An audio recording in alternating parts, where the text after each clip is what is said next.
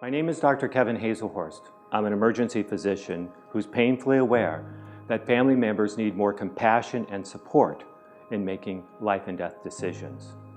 My story will show you how compassion in action works before, during, and after emergency situations. So I'm working in the emergency department, and paramedics are transporting a 52-year-old gentleman who collapsed at home and was unresponsive.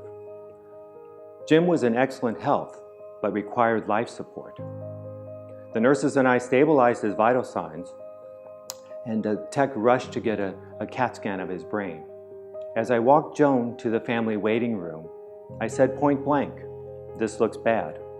While acknowledging the obvious and staying strong for her 10-year-old son, she began making phone calls.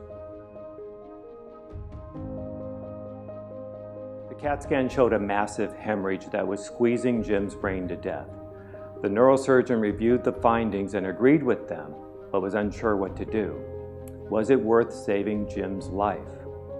The neurosurgeon was willing to do surgery, but was unwilling to tell me if there was any hope, until I pressed him. Finally, he admitted, "There's no hope." Armed with that information, I spoke to Joan and her family about the gravity of the situation. They were horrified and devastated, saying, What are we going to do?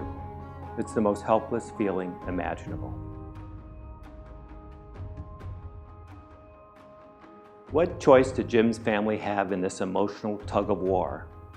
Would they ignore the truth or accept it? Would they continue life support or let Jim die with dignity? What if they were wrong? Could they live with themselves? Choice is based on hope. With hope, everything and anything are possible. With no hope, support and comfort are needed. Jim's family had the choice to hold on and hope for the best, or let go and love Jim unconditionally.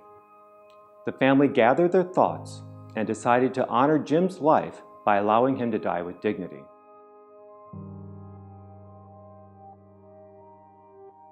I asked the family to follow one rule before returning to Jim's bedside.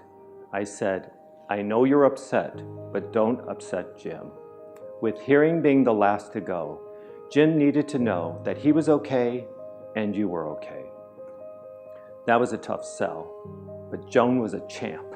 She climbed onto that stretcher and she rocked Jim gently in her arms while the others gathered around her.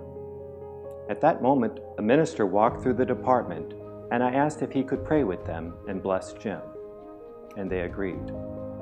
After that moment, it was time to stop the breathing machine. But Jim's son asked for 10 more minutes for the family to say their final goodbyes. Jim died in peace and in triumph, knowing that he raised his son to be a leader.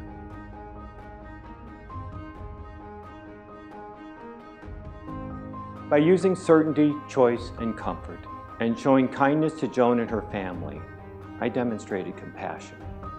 Surprisingly, a catastrophic event was turned into a cherished moment. Compassion in action allows loved ones to die with dignity. Most people are unsure what to do before, during, or after life and death situations. I can help. Please sign on to my LinkedIn and Facebook groups called Dr. H for Caregivers. Let's work together to show compassion and support for family caregivers. You can learn more about this at kevinhaselhorst.com.